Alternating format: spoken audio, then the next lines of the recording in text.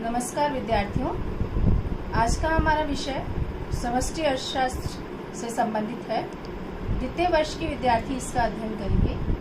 पूर्व वीडियो में मैंने आपको ये बताया था कि समष्टि अर्थशास्त्र का अर्थ क्या है, और उस विश्लेषण में हमने जाना था कि समष्टि अर्थशास्त्र एक अर्थव्यवस्था के समग्र पहलुओं का अध्ययन करता है।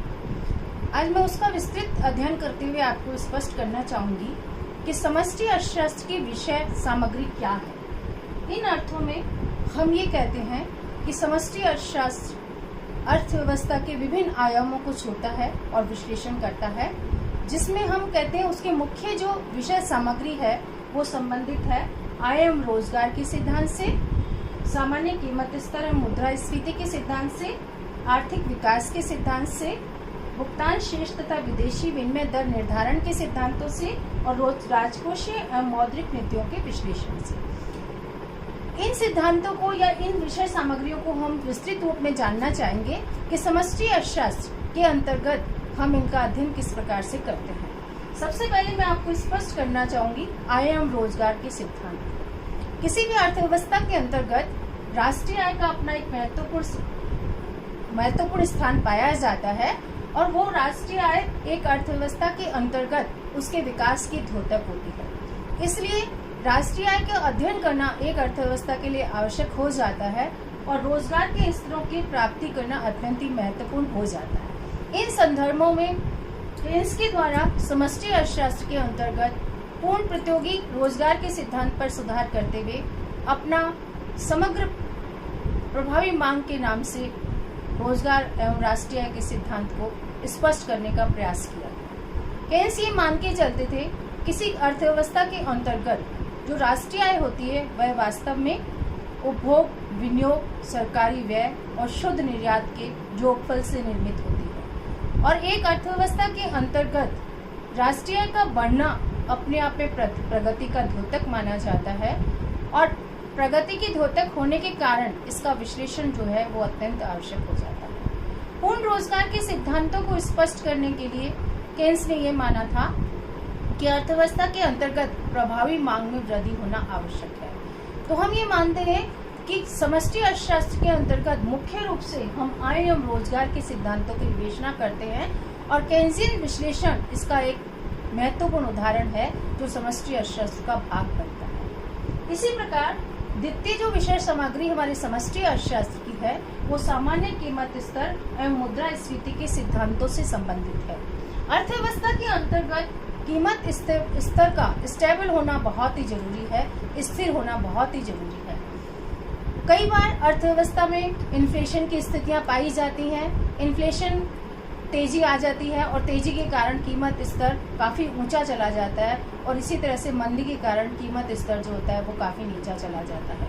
तो समस्या यह होती है कि किस प्रकार से कीमत स्तर जो हमारा इंडेक्स नंबर है या सामान्य कीमत स्तर है उसको स्टेबल कैसे किया जाए। स्टेबल करने के लिए कई स्थितियां अर्थव्यवस्था में पाई जाती हैं जो कीमतों के उतार चढ़ाव की समस्याएं हमारी कहलाती हैं। अतः हमारी समष्टि अर्थशास्त्र की विषय सामग्री यह है कि सामान्य कीमत स्तर और मुद्रास्फीति के सिद्धांतों का इसमें विवेचन किया जाए।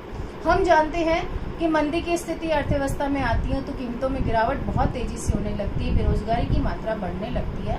इसी तरह से तेजी की स्थिति जब अर्थव्यवस्था के अंतर्गत आती है तो कीमतों में तेजी से वृद्धि होना प्रारंभ हो जाती है। दोनों ही स्थितियां एक अर्थव्यवस्था के लिए अच्छी नहीं मानी जाती है। जैसे वर्तमान समय में हम देखें तो एक स्टैगफ्लेशन की स्थिति हमारी अर्थव्यवस्था में पाई जा रही है, जिसके अंतर्गत स्टैगफ्लेशन वह स्थिति है जिसके अंतर्गत अर्थव्यवस्था में कीमतों में वृद्धि की प्रवृत्ति भी पाई जाती है और बेरोजगारी की प्रवृत्ति भी साथ में पाई जाती है। मंदी की स्थिति भी अर्थव्यवस्था में उत्पन्न हो जाती है। जो वर्तमान स्थिति अर्थव्यवस्था की पाई जा रही है वो इस प्रकार की स्थिति पाई जा रही है। अतः समष्टि अर्थशास्त्र का विषय यह है कि हम सामान्य कीमत स्तर में स्टेबिलिटी या स्थायित्व किस प्रकार से स्थापित कर सकते हैं, और उन सिद्धांतों की जब विवेचना करते हैं तो यह समष्टि अर्थशास्त्र की विषय सामग्री बन जाती है। विद्यार्थियों, तीसरा जो हमारा विषय सामग्री समष्टि अर्थशास्त्र की है वो आर्थिक विकास के सिद्धांतों से संबंधित है। किसी भी अर्थव्यवस्था का जब हम विकास मापने लगते हैं तो उसकी ग्रोथ रेट के लिए आवश्यक हो जाता है कुछ मॉडल्स डेवलप किए जाए, जैसे हम कहते हैं समग्र समष्टि अर्थशास्त्र के अंतर्गत हम केंजियंस मॉडल को पढ़ते हैं, हम हेरोल्ड और डॉमर के मॉडल्स को पढ़ते हैं। आर्थिक विकास की मॉडल इस बात की विवेचना करते हैं कि कौन सी ग्रोथ रेट ऐसी होगी, कौन सी विकास की दर ऐसी होगी जिसपे अर्थव्यवस्था में स्टेबिलिटी की प्राप्ति की जा सकती है, विकास की दरों को मेजर किया जा सकता है। तो हेरोल्ड और डॉमर के मॉडल, केंजियंस मॉडल समष्टि अर्थशास्त्र के अंतर्गत आर्थिक विकास के महत्वपूर्ण मॉडल माने जाते हैं, जिनका उद्देश्य अल्पविकसित राष्ट्रों के अंतर्गत निर्धनता के कुचक्रों को तोड़ते हुए स्टेबल विकास की दरों की प्राप्ति करना है, ऐसी विकास की दर प्राप्त करना है ताकि विकास के लक्ष्यों को, स्थायी विकास के लक्ष्यों को प्राप्त किया जा सके। इसका भी अध्ययन हम किसके अंतर्गत करते हैं? समष्टि अर्थशास्त्र की विषय सामग्री के अंतर्गत करते हैं। इसी प्रकार से मैं ध्यान आकर्षित करना चाहूंगी विद्यार्थियों आपका इस बात पर कि भुगतान शेष तथा विदेशी विनिमय दर निर्धारण के सिद्धांतों की विवेचना भी जो हम करने लगते हैं तो भी ये किसका विषय बन जाते हैं? समष्टि अर्थशास्त्र की विषय सामग्री बन जाते हैं। भुगतान शेष किसी अर्थव्यवस्था में बैलेंस ऑफ पेमेंट जब बढ़ते हैं तो उस अर्थव्यवस्था के एक्सपोर्ट्स भी बढ़ते हैं, कैपिटल ट्रांजैक्शंस भी बढ़ते हैं और विदेशी मुद्रा जो होती है वो अर्थव्यवस्था के अंतर्गत आती है। इसी प्रकार भुगतान शेष यदि हमारे बैलेंस ऑफ पेमेंट यदि हमारे घाटे के हो जाते हैं तो हमें आयात अधिक मात्रा में करने पड़ते हैं, विदेशी मुद्रा हमारे यहाँ से जाना शुरू हो जाती है। तो ये आवश्यक हो जाता है कि अर्थव्यवस्था के अंतर्गत समष्टि अर्थशास्त्र में हम इसका अध्ययन करें, अर्थात भुगतान शेष के बैलेंस ऑफ पेमेंट के घाटे और अवशेषों की विवेचना इसके अंतर्गत हम करते हैं। और उसका में जो महत्वपूर्ण पहलू है वो इससे संबंधित है कि विदेशी विनिमय दरों का निर्धारण किस प्रकार से होना चाहिए। विदेशी विनिमय दरों के निर्धारण के संदर्भ में हम बैलेंस ऑफ पेमेंट को अच्छा बनाने के लिए या संतुलित बनाने के लिए हम कह सकते हैं हम अधिमूल्यन और अवमूल्यन के सिद्धांतों को लेकर के चलते हैं। और अवमूल्यन के सिद्धांत और अधिमूल्यन के सिद्धांत किससे संबंध होती हैं विद्यार्थियों? विदेशी विनिमय दर से संबंधित होते हैं।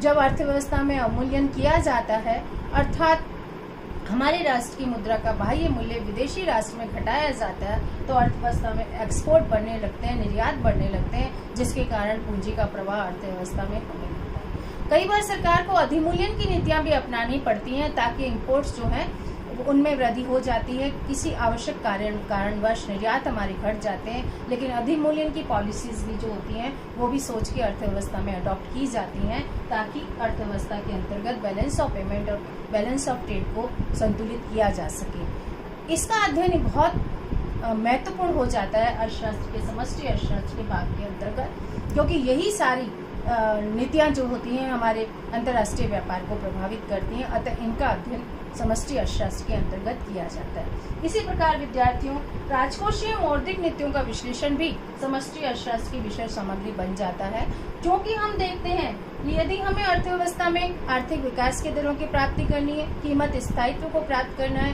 रोजगार के स्तरों को प्राप्त करना है, अंतर्राष्ट्रीय बाजार में भुगतान शेष को सही करना है, तो बिना राजकोषीय मौद्रिक नीतियों के इम्प्लीमेंट किए हुए इन लक्ष्यों की प्राप्ति हम कर ही नहीं सकते हैं, जो कि अर्थव्यवस्था के सबसे महत्वपूर्ण लक्ष्य माने जाते हैं एक किसी अर्थव्यवस्था के विकास के लिए। राजकोषीय नीतियां कब विस्तारवादी होनी चाहिए, कब संकुचित होनी चाहिए, इसी तरह से मौद्रिक नीतियां कब विस्तारवादी होनी चाहिए और कब संकुचित होनी चाहिए, इन दोनों को अडॉप्ट करते हुए, पॉलिसीज को अडॉप्ट करते हुए हम समष्टि अर्थशास्त्र की विषय वस्तु इसे बनाते हैं।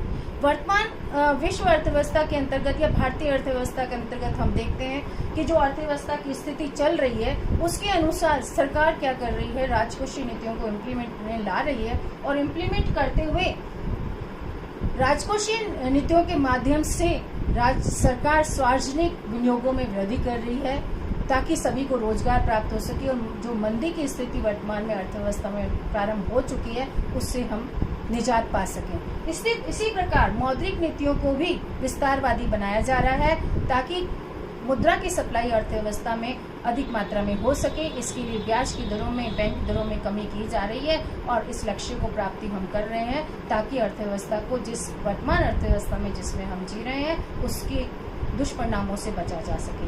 इसलिए विद्यार्थियों पुनः रिपीट करना चाहूंगी कि एक अर्थव्यवस्था में समष्टि अर्थशास्त्र की विषय सामग्री क्या होती है, उसका अध्ययन आपके लिए बहुत महत्वपूर्ण है। वर्तमान संदर्भ में भी कि अर्थव्यवस्था के समष्टि अर्थशास्त्र की विषय सामग्री आय एवं रोजगार के सिद्धांतों से संबंधित है, सामान्य कीमत स्तर से संबंधित है, आर्थिक विकास के सिद्धांतों से संबंधित है, भुगतान श्रेष्ठ और विदेशी विनिमय निर्धारण के सिद्धांतों से संबंधित है और राजकोषीय एवं मौद्रिक नीतियों के विश्लेषण से संबंधित है। प्रिय विद्यार्थियों, हमें समष्टि अर्थशास्त्र का अध्ययन इसलिए भी महत्वपूर्ण हम मान करके चलते हैं क्योंकि यही एक विश्लेषण की बिंदु नहीं है। जब तक हम समष्टि अर्थशास्त्र को समग्र रूप में अध्ययन नहीं करेंगे, हम व्यष्टि के निष्कर्षों के आधार पर समष्टि अवलोकन अर्थव्यवस्था का नहीं कर सकते हैं। इसलिए आवश्यक है कि समष्टि अर्थशास्त्र की विषय सामग्री को समझा जाए और उनका अध्ययन किया जाए।